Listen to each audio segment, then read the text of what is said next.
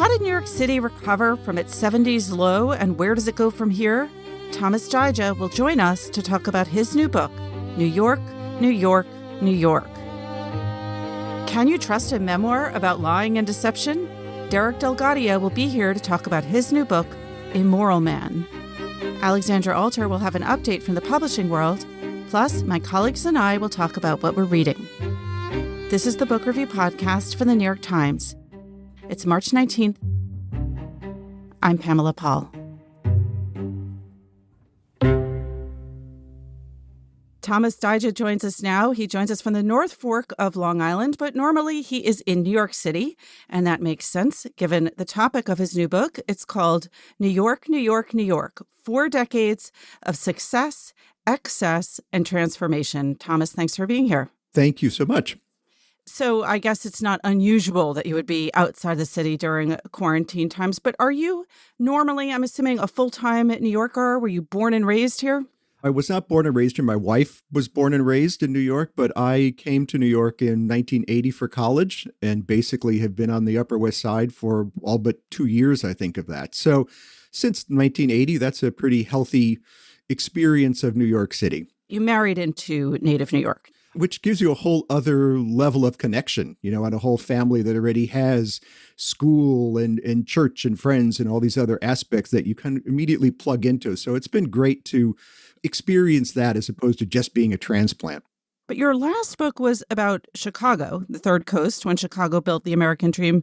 Had you spent a lot of time in Chicago? Well, that's where I was born and raised. So that was a book about really the great party that I thought I had missed, being born in 62. These were all these wonderful things that had happened really in Chicago up until 1960. So that was a kind of trying to walking into a room and seeing all the cigarette butts and empty glasses of a party that ended right before you were born. So coming and kind of moving to New York was really, in a way, looking at another phase of my own life. Everything everybody writes is kind of autobiographical anyway.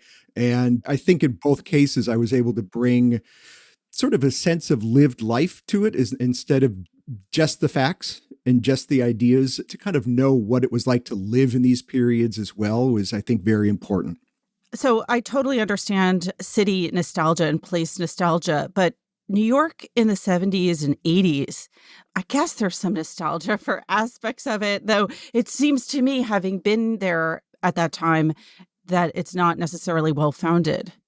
Nostalgia is not necessarily a good thing. I think nostalgia is something that's about loss. It's about romanticizing things. And very often it's about what we were doing in a place rather than the place itself. So one of the things that kind of spurred me to write this book and start it, 8 years ago, was, I think, a sense of nostalgia for the New York that was gone of the 70s and the early 80s. And having lived through it, knowing that it was wonderful. I loved being 19 and 2 a.m. in the wet streets of Soho with a full pack of cigarettes. I mean, that was fabulous. But it wasn't fabulous for everyone. And it was a city that was incredibly dysfunctional. And surviving it was the goal as opposed to kind of growing there. And so I don't mean to take anybody's memories away, but I think we have to be realistic about what was wonderful about it. What was generative? What were the things that helped us create out of that time? And not just the sense of big business wasn't there. All these things were there. It was just a question of it needed to change. It was a dynamic moment of change, and that's what made it really exciting. So I'm not a nostalgic person. I like going back. The research that I did really in both books was about going back and forgetting everything that I thought I knew.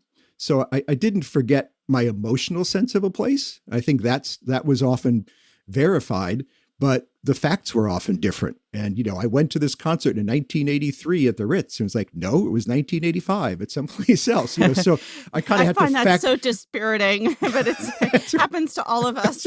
Well, at this point, I'm starting to forget basic words, so let alone remember. But people's memory of New York is not always what really happened. And so I wanted to try to lay that down without the nostalgia of, oh my God, wasn't it so wonderful? And say, yeah, a lot of it really was. And here's what I think it was. But let's cut through the smoke a little bit and admit that not everything was wonderful. And changes that took place were actually great in many ways. And many went too far and became toxic. But we have to look at it with a clear mind and not as a sort of 4-decade morality play of good or bad and, passivity of people versus the, neoliberalism. I mean, we were all involved in it somehow. All right, I need to ask a basic math question with regard to your title and subtitle. You've got New York 3 times. You talk about 3 New Yorks, but it's 4 decades of success, access, and transformation. Well, it seemed like saying 3.5 decades was going to be a little bit too cute, But the three New Yorks comes from a wonderful quote by Holly White, who was an urbanist who was instrumental in getting Jane Jacobs her book deal for Death and Life: A Great American City, and who was one of the fathers of kind of the back to the city movement that was going on at the same time as people were rushing out to the suburbs. It kind of started that long back of how are we going to regenerate cities. And White fell into the orbit of the Rockefellers, worked for Lindsay, and he was kind of the father of the idea that what cities need to survive and thrive is people. And so a lot of the choices that were made to bring the city back had to do with opening it up to people, like in Bryant Park and in the parks and stuff. So at one point, White was asked, what are your 3 favorite American cities? And he said, New York, New York, New York. And I thought that just kind of summed up the kind of crazy devotion that you have to the place at a certain point, and certainly that he had personally to New York. Well, speaking of devotion and perhaps love, you start on Valentine's Day in 1978. Why did you choose that date? What's that starting point? There's a great confluence of things happening. I mean, Ed Koch has only been mayor at that point for a month and a half. The city is still in very precarious kind of state. And at Tavern on the Green, there was a wonderful party. I wasn't there, but that Governor Hugh Carey throws, right? It seemed like it was wonderful. I know you're already upsetting me with all these little touch points because I am a nostalgic person. So saying things like the Ritz and Tavern on the Green. I know, right? Tavern on the Green. I go through there in a cab. You're like, oh, Tavern on the Green. But there was a party for the launch of a I Love New York commercial for Broadway, which I still remember, as the cast of chorus lines singing, I love New York. And so it was a party with Yul Brynner and Diana Ross and Koch and Carey and Andy Warhol's there. It's sort of this big New York thing to launch it. And it just seemed like a great stepping off point because the city's still in dire straits. It's gone through every kind of loan and every kind of deal it could possibly get. And it's still really not back at any stretch by 78. And here's this party that's trying to kind of all the best parts of New York coming, all the big famous names coming together to try to lift it off the ground. And that totemic, I love New York phrase of Milton Glazer's is kind of everything's being thrown at it to try to lift us up. So it just was a great opening for so many things happening right around then to lift the city up and to start the process going. I think for people who don't live in New York or maybe haven't been here or who have only visited, the idea that New York City was so in the doldrums that it needed this huge ad campaign to cheer itself up and to persuade people to come here seems like, just unimaginable. Well, there are a lot of things that at a certain point after crime had dropped so precipitously, you had people moving to New York and really not, and still not, as people talk about crime now, it's nothing like what it was in the 70s and 80s. I mean, it's a fraction of that. And living in New York was exciting and fabulous, again, as my 19-year-old with my full pack of cigarettes. But you didn't go out after a certain point unless you were out to go, to a club or party or something, or you were kind of out for no good. The streets were dark. One of the really interesting things about Korean grocery stores, which were kind of coming out in the early 80s, was that they provided light. You could sort of say, all right, if I get through this block, there's some light over there I can get to. I mean, people don't understand the kind of daily survival aspect of living in New York, of saying, I can walk down this street, but not this one, and really finding your maps around the city that you had to have. I mean, survival was a kind of literal thing. And I mean, I don't want to overstate it, but it was a daily concern. Yes. The odds went up, and that was certainly true once you went downtown. You had to really know where you were going. And that's not a good thing, and were there overlays, of course, about race and class to that? To some degree, of course, but there was still a very hard reality of enormous crime.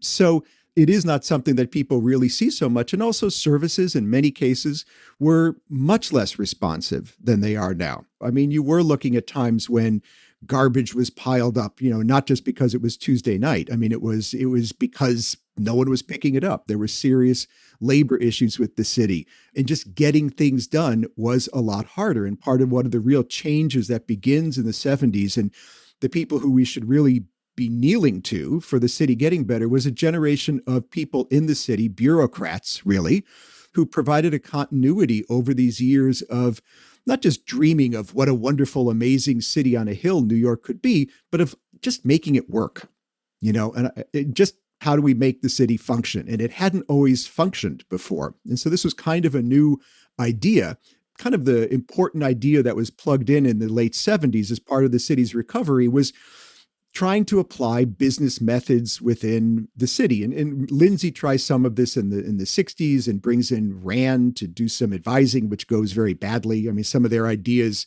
lead to the burning of the South Bronx, for example. But there was a way that people needed to go into the office, basically, in City Hall and think about getting the job done. And so this generation of bureaucrats, really left, right, whatever their politics were, really thought about how to make the city work better. And they have. They achieved an enormous amount, and I think changed the mindset of the goal is to make this city work. All right, you have 3.5 decades, 3 New Yorks, success, excess, and transformation. This could be a 4-part 5,000-page project, and you can't cover it all. So, and it's not, let me assure people who don't have the book in front of them, a huge book. I mean, it's 400-something pages. It once was a huger book. Well, how did you do it? How did you prioritize between, say, financial, political, cultural history, or boroughs or neighborhoods, or the different mayors and political periods? The method was a kind of, in the way that New York is a multiplier of Chicago, I did a similar thing. I love timelines. I make huge charts to take themes through. So this had like an 8-foot-long thing on my wall that basically took certain themes and wove them through all those years, and to try to turn those themes into, narratives that kind of get pulled through the book. So having to make tough choices was just basic. The first draft, though, was at least more than twice as long. And then there was the cruel, cruel editing process, which I must thank my editor as I, grit my teeth every day. But it was important. I wanted to keep you in the experience of the time so that you'd get a sense of the whole arc of that era, but you wouldn't put it down 83 times, that you would not lose your place in sort of the story. So yeah, there was a lot of cutting, and there are things that are on the cutting room floor that I kind of miss. I kind of went deeper into many people and events, but at the end of the day, I think it kind of conveys that subway express train blasting along from stop to stop experience of New York. But you had to prioritize, right? So what were your priorities? Were you looking at the physical transformation, the financial transformation? Where did your driving questions lie? Well, I mean, but the real question I had starting this book, 8 years ago, was so much of the discussion of the city had devolved into this kind of binary, this good and bad discussion of the city. And I wanted to look at it, having lived through it and known that not everything was so binary.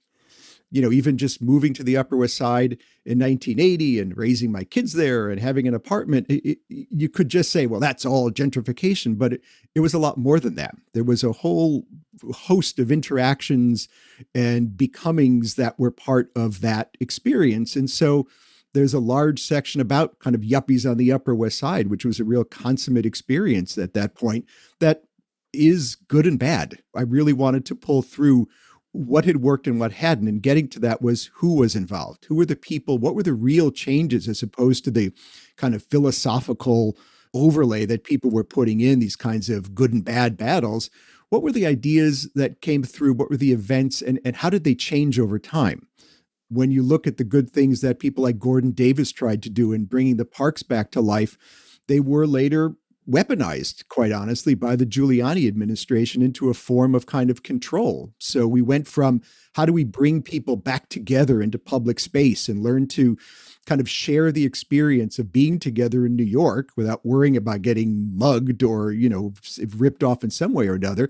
And then those are turned into methods of control. And so they were being discussed purely in the terms of control without really thinking about, this was a kind of good idea. We like it when people can hang out in the park together safely and happily. That's a positive thing.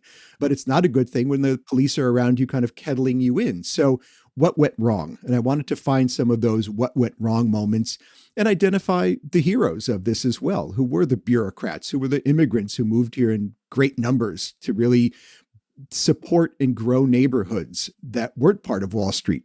I wanted to look at the people who were obsessed with New York, the Larry Kramers, the Marcy Benstocks, the Reverend Youngblood, people who just contributed to the city with obsessive passion to things that ended up paying off for the city.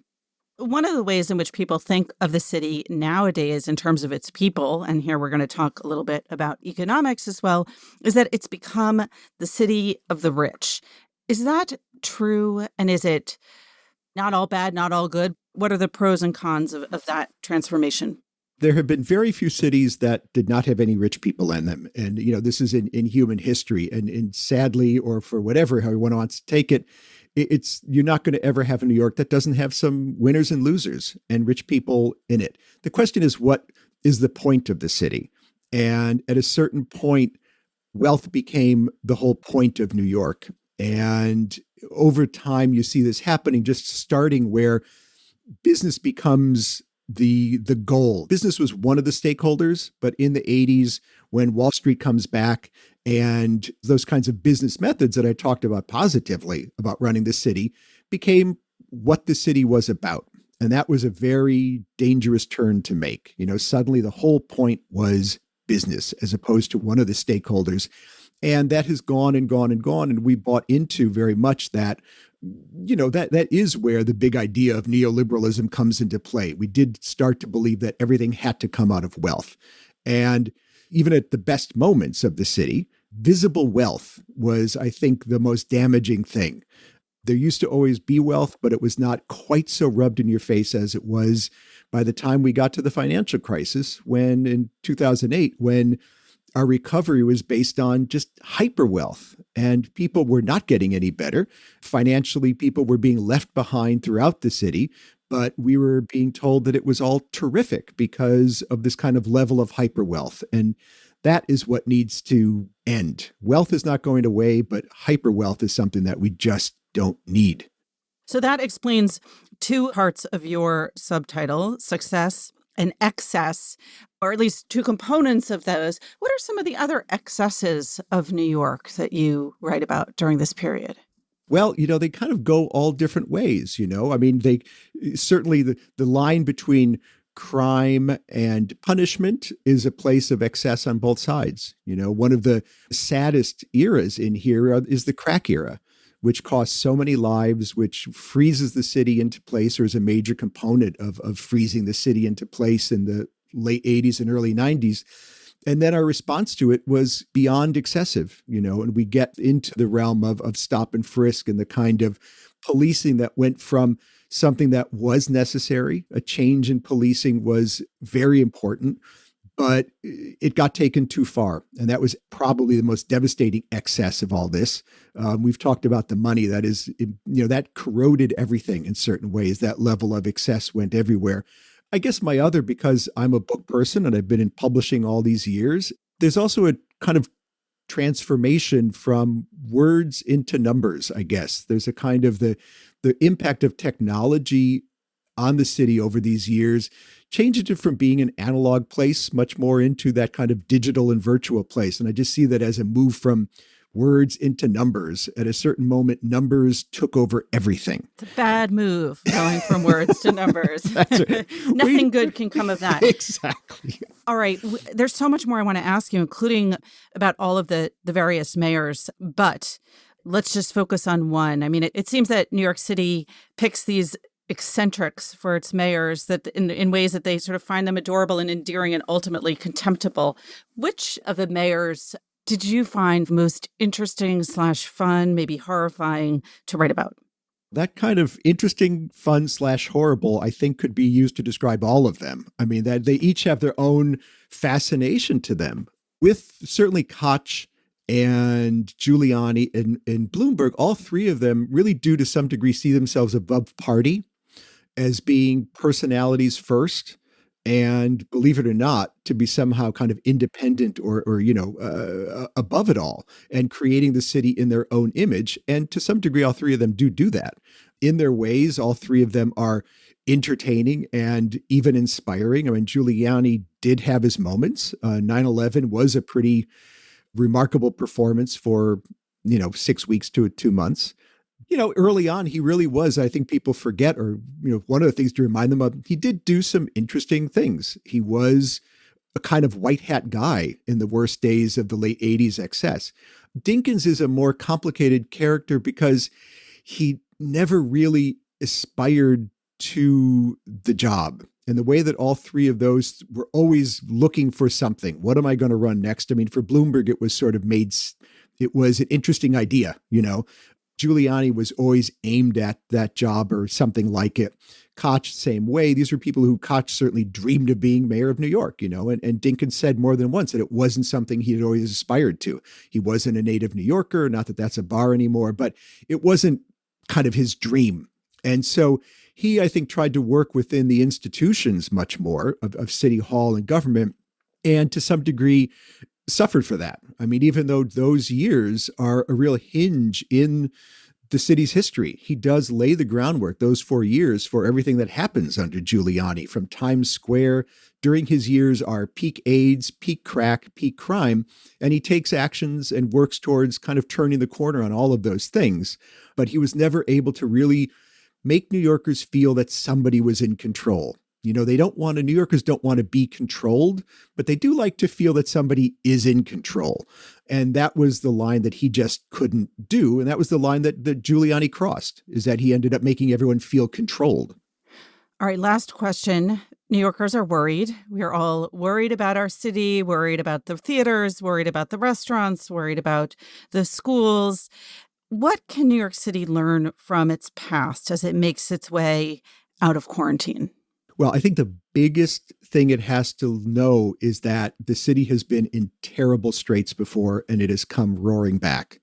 And I really do. It's a different moment than we've ever had before, but I do think that the city is going to come back. As it has with these other evolutions, it's not going to look exactly the way it was before. There will be changes, and there will be changes that will seem like they were always there, but the city will come back. But at the end of the day, we have to be a part of making it happen. You can't sit back and wait for things to happen and change in the city. Participation is what makes change. And everyone had a hand in this transformation of the city up until now, and they will afterwards. All right. We'll get on that. Thomas, thank you so much. Thank you so much. Thomas Dyja's new book is called New York, New York, New York: 4 Decades of Success, Excess, and Transformation.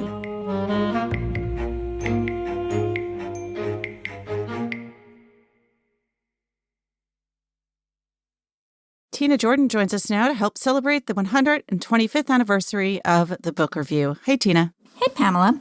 So today I want to talk about one of the book review's very first features, which was called Authors at Home, which began in late 1897. And I feel like this sounds like an actually very modern thing. I mean, I think we all love those sort of writers at work features that show people's studies and where they work. I think Neil Gaiman works in a tree house or whatever. But we were doing that from the very beginning, which I find fascinating. And although we weren't running photos, the descriptions of writers' studies and homes and where they worked were actually incredibly detailed. Do tell. This was so popular, by the way, that the Times was turning it into books in the early 20th century. So I'm going to take you inside Arthur Conan Doyle's house.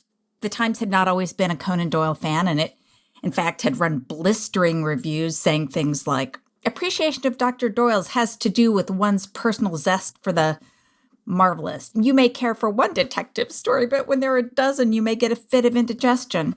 But they actually backed off that. And so when they visited Arthur Conan Doyle at home in England, here's what they said. When at home, he lives in a modest brick residence with many a gable and many a balcony. Those who have made his literary acquaintance chiefly through the medium of his detective stories would probably find him a totally different appearing individual from the man they expected to see. There's nothing of the lynx-eyed detective about him. He's just a happy, homely, genial man. tall, broad shoulder with a hand that grips you heartily. He is brown and bronzed, for he enters liberally into all outdoor sports. Goes on to talk about his love of tandem bicycling. But it goes on in detail to talk about the paintings painted by his grandfather, on the walls, the kinds of furniture he has. It goes back into his past and honestly sort of follows the rules for features that we now follow in the Times, like talking to as many people as possible, including his old medical school professor. And I think, to me, this is the beginning of the author feature story as we know it now. And it was called Authors at Home. I love this. I want one of these books. Are these books still available? Are they in print? They're in print. Interestingly, the Times does not own one. I see that they are in special collections at the New York Public Library. And post-pandemic, it's one of my goals to go over there and be able to sit down in one of the rare book reading rooms and look at them. I'll come with you. Perfect. It's a date. All right, Tina, thank you so much. Thanks. DelGaudio joins us now. His new book is called A Moral Man, A True Story and Other Lies. Derek, thanks for being here. Thank you for having me. All right, let's start with, why did you write a memoir? You're not a full-time writer. We should say you are a magician and performer, for those who aren't familiar with your work. Well, I would say I didn't write a memoir. I had a story I wanted to tell, and so I thought this would be the best way to tell it. But I reserve memoir for, people who've lived a life and have a longer story to tell. Well, what was the story you wanted to tell?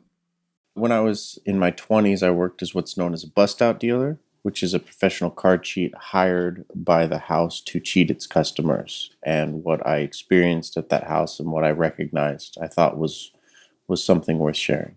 Okay. I come from outside the world of card cheats, so I need to ask some very basic questions about this. First of all, how do you get hired for something like that? I mean, it's a crime. How do you get into that line of work? I did not set out to do it for a living. It's sort of something that happened based on circumstances and the people that I surrounded myself with, and one particular friend who got himself into trouble or got himself into a tough spot and needed someone to help him, and I was the one he called. All right, I want to dive into some of the particulars of that, but let's start off with the beginning, because you kind of divide your book into two parts, and the early part is really a coming of age. You grew up mostly in Colorado Springs, right? In a town called Littleton and Aurora, and then Colorado Springs, yes.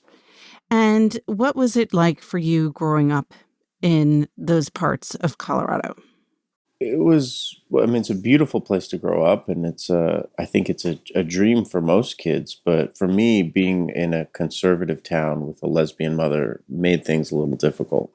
You write about the moment when you were 6, when you learned that your mother was gay. Describe that realization and then what it meant for you, especially in that environment you grew up in. It was really a revelation that she was gay and that this would be a part of my life. And that also that I wouldn't have a father. My father left before I was born. And there was, always a little bit of hope that she would find a man who would fill that void. And the night that I learned she was gay, I learned that void would never be filled and that I would not have a father. And so it was two revelations at once and just sort of made me feel like an outsider outside of the house. So she was not hiding anything in this Colorado town. She was not, but she was careful to make sure that her being out wasn't affecting me. Although she was strong enough to carry that flag, I wasn't. What was it like for you? As a child of a gay parent, Mm-hmm. It forced me to be careful regarding the friends I made and the interactions I had. I could feel things were different when people found out she was gay. People did treat me and her differently when they discovered it. So I learned to be careful with whom I shared that information. And this is material that you've included in some of your work before writing this book and your performances. What was different about writing about this purely as text as opposed to as part of a live performance? It allowed me to dig deeper into the subjects or into my own understanding of them because I didn't need to worry about time or performativity or other aspects that I'm usually considering when it comes to digging into my own narratives. How did you get into magic? Because it started off in childhood.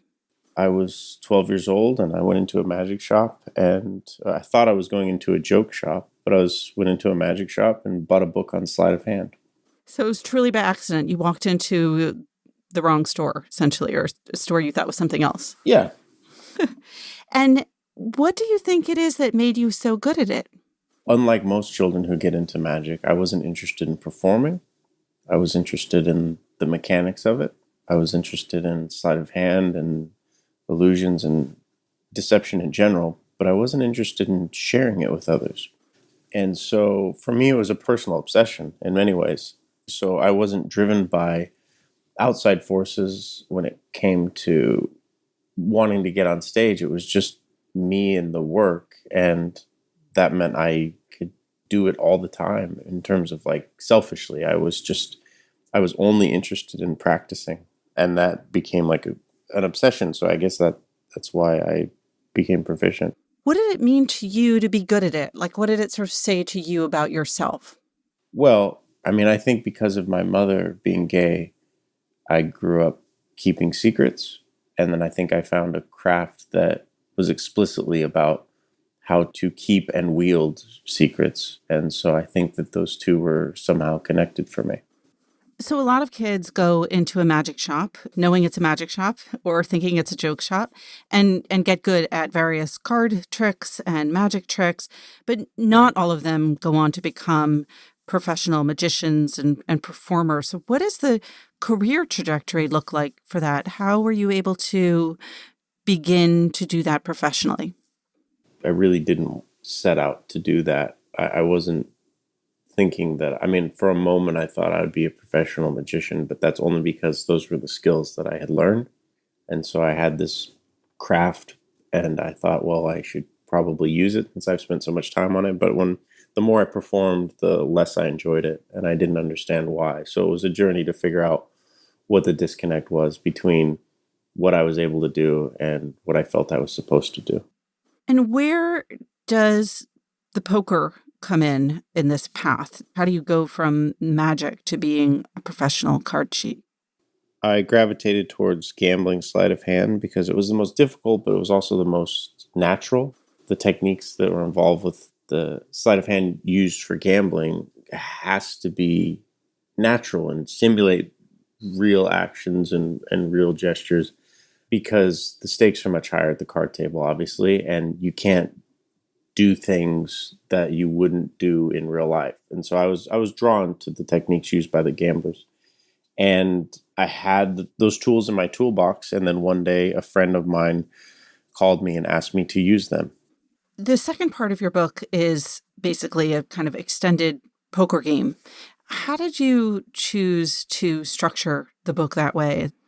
Well, the first half is how I came to acquire the skills that I acquired and how I came to have a hole in my heart that needed to be filled. And so really I need those two things set up so you understood why I ended up at the table and ultimately why I left and why the things that were important to me were used to keep me blinded from the truth. Did that hole in your heart get filled? I believe so. The book again is called Immoral Man, A True Story and Other Lies by DelGaudio. Derek, thanks so much for being here. Thanks for having me.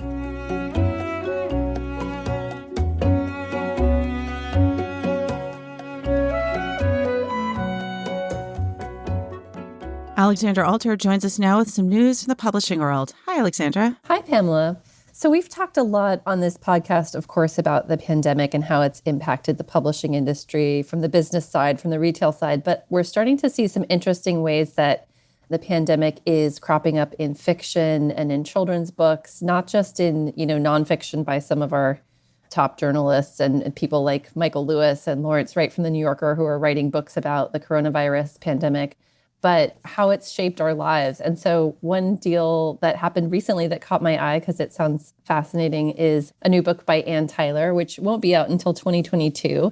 It's going to be from Knopf, her usual publisher. And it sounds very much like your classic kind of Ann Tyler novel. It's called French Braid. It follows one family's joys and foibles, as they put it in the announcement, from their first vacation in the 1950s through the generations up into the pandemic present. And so that was the part that sort of made me think, oh, how is Ann Tyler kind of weaving, this current moment into her fiction? And how will it feel when it comes out in 2022? Will it feel like, hopefully, a look back at something we all went through together? That's my hope. Or will it feel kind of stale and out of place? It'll be interesting to see. Of course, I'm very curious to see what kind of art comes out of this moment. Another novel that's coming out, it's a young adult novel that sounds really interesting, by Sarah Saidi, is called I Miss You, I Hate You. It's about two estranged best friends who are kind of wrestling with the complexities of their friendship as their lives are upended by the pandemic. And that'll be coming out from Little Brown in the fall of 2022. And there's a couple of others that I think will be very interesting. One is a middle grade book. It's called Res Dogs by Joseph Bruchak. And it takes place during the pandemic on a reservation. And it's about a Wabanaki girl's quarantine on her grandparents' reservation. And she befriends this local dog during this really traumatic time. So that's another one that I'm looking forward to. And on top of the fiction, there's a number of titles in other areas that you would expect, kind of self-help and things like that, but also ones that you wouldn't expect, like a cookbook from Rachel Ray that includes essays that she wrote during quarantine and things that she cooked, and a self-help book about how to work a home alone effectively by the journalist Rebecca Seal. It's called Solo, How to Work Alone and Not Lose Your Mind, which I'm sure will be very helpful to a lot of people. So I think in addition to the first wave of quick news books that we saw about the coronavirus pandemic and how the world was responding to it, how it's impacting the economy and politics, we're going to see the subject cropping up across genres, in fiction, in poetry, in YA, and self-help, in picture books. It'll be interesting to see how authors kind of wrestle with it and how readers respond. Alexandra, if you got to either write a pandemic book, a quarantine book, or if there was one book that you would want to read about quarantine or the pandemic, what would it be? Ooh, that's a great question. I mean, I would love kind of a big novel that was intensely psychological and maybe with like a hint of sci-fi, because that's sort of what I feel like I'm living through right now. All right, let's write it. Okay, great. Okay, Alexandra, thanks. Thanks for having me.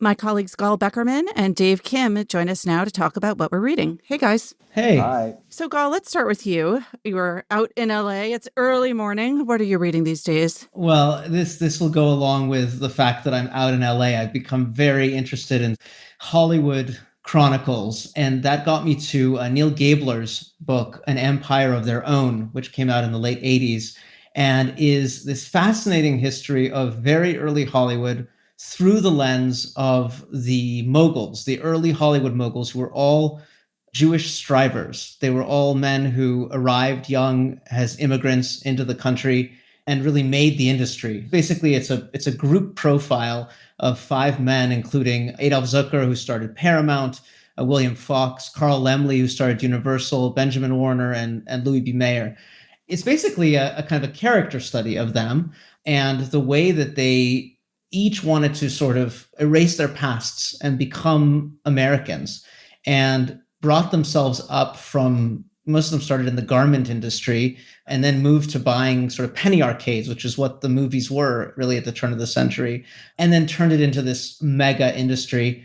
And not just that it gave them the chance to actually have sort of an industry of their own when they didn't have entree into anywhere else. These men were real kind of entrepreneurial in their blood, but they didn't really have access because of the fact that they were immigrants and Jewish. So they started their own industry, but the industry they started was an image-making industry. So it's one that actually allowed them to sort of remake their own image. And Gabler has this really fascinating argument, which is that the movie sort of gave America the idea of itself. And it's fascinating that this was created by men who were fully invested in this idea that, you could create your own image. They also had kind of each of them had the kind of Oedipal issues with their, stories with their fathers that they were trying to escape, an old country that was just, was just poverty to them and destitution, and America was promise. And so the movies were a chance to sort of project that promise in a big way and make themselves someone else. What's the most fun Hollywood fact you've learned so far?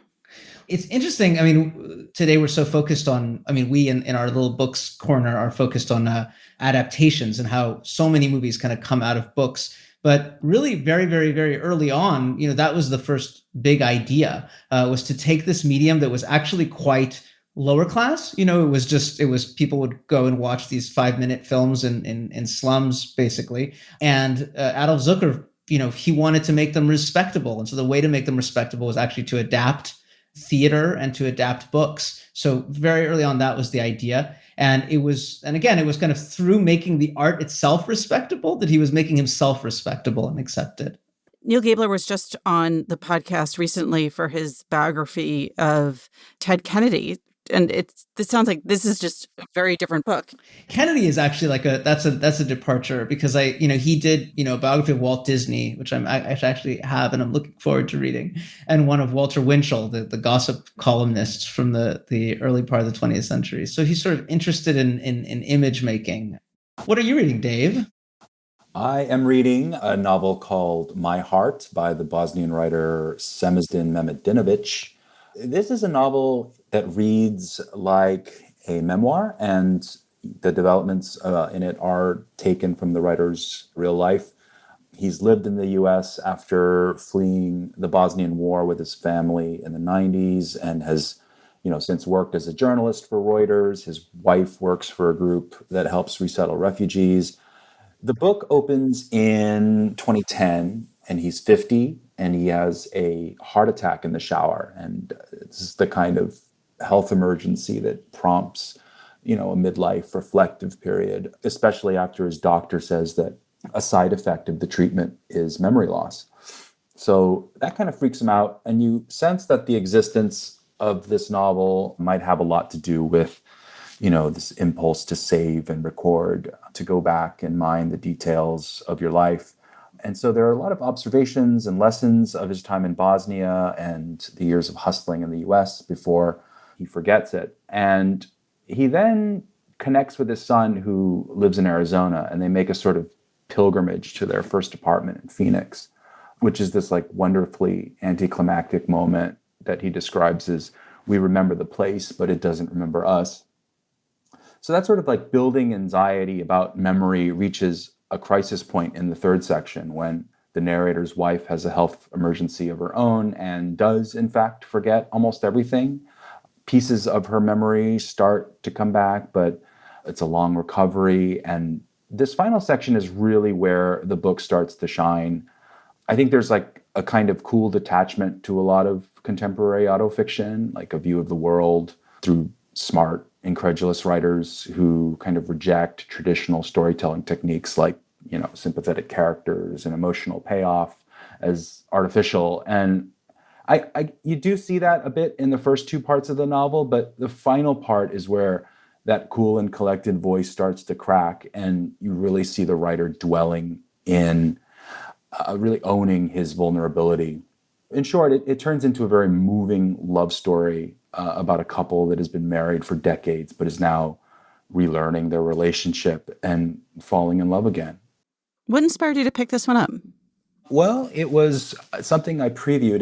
It was published a couple of days ago, actually. So it's pretty, it's brand new. And I hadn't heard much about it. I didn't know the writer. It was just in my list of books to assign. And I had only read the first part before I assigned it. And that was enough for me to think that this was good and interesting. But after I signed it, I read, I finished the book, I'm not quite done yet. It's just funny and sad, smart, emotional, and I'm really into it. What are you reading, Pamela? I recently read a memoir by Nile Rodgers. It's called The Freak, an upside-down story of family, disco, and destiny. And Nile Rodgers is probably one of those names that if you're a music person, you know immediately who he is. But if you're not, and I should say I'm not a huge music person. I'm largely musically illiterate. you might not know who he is, but he was the co-founder and guitarist in a band called Chic, and thus the title of the book. Their biggest song was called Le Freak, which people know from the chorus Freak Out, although they had a number of hits at the height of the disco era.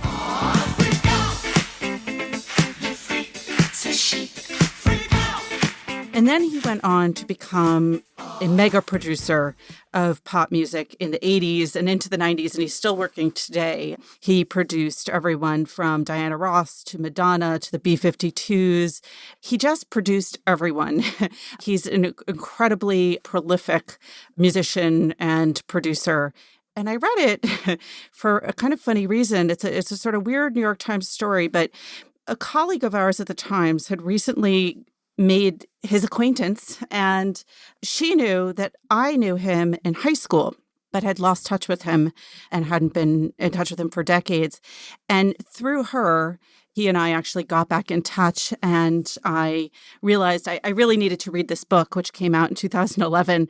It's a funny thing about when you know someone who's written a memoir and then you read it, or you're getting to know someone and you read a memoir, or you know someone very well and you read their memoir, and then you might have a reaction of like, this is not the you I knew, or no. And then if you don't know someone very well, you sort of find out all these things that you didn't know. So I don't, there's just all these interesting layers I find when I read memoirs by people that I know. And Niall is someone who I knew. I met him maybe, a dozen times, hung out with him when I was a teenager through a mutual friend.